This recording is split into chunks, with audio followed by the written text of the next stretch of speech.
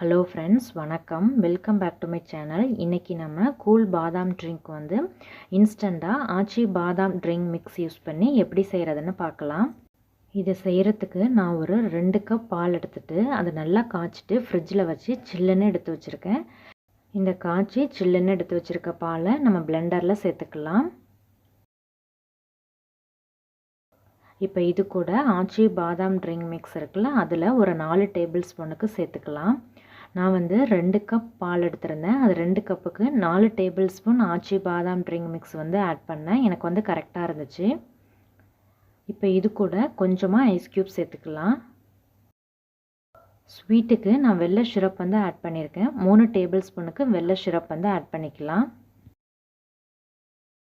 இப்போ இதை ஒரு ஃபியூ செகண்ட்ஸ் பிளெண்ட் பண்ணி எடுத்துகிட்டு வந்துடலாம். கொஞ்ச நேரம் பிளெண்ட் பண்ணால் போதும், எல்லாம் நல்லா மிக்ஸ் ஆகிடும். இப்போ எல்லாம் நல்லா கம்பைன் ஆகிடுச்சு.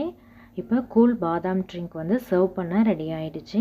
நம்ம கிளாஸில் கொஞ்சமாக ஐஸ் க்யூப் சேர்த்துட்டு நம்ம பிளெண்ட் பண்ணி வச்சுருக்க அந்த கூல் பாதாம் ட்ரிங்கை கிளாஸில் ஊற்றிட்டு அது மேலே கொஞ்சமாக ட்ரை ஃப்ரூட்ஸ் வந்து கட் பண்ணி சேர்த்துட்டு நம்ம சர்வ் பண்ணலாம். இதில் நான் கொஞ்சமாக பாதாம், பிஸ்தா, முந்திரி இது 3தையும் கட் பண்ணி ஆட் பண்ணியிருக்கேன். இப்போ டேஸ்டியான கூல் பாதாம் ட்ரிங்க் வந்து இன்ஸ்டண்ட்டாக ஆச்சி பாதாம் ட்ரிங்க் மிக்ஸ் யூஸ் பண்ணி ரெடி ஆகிடுச்சு.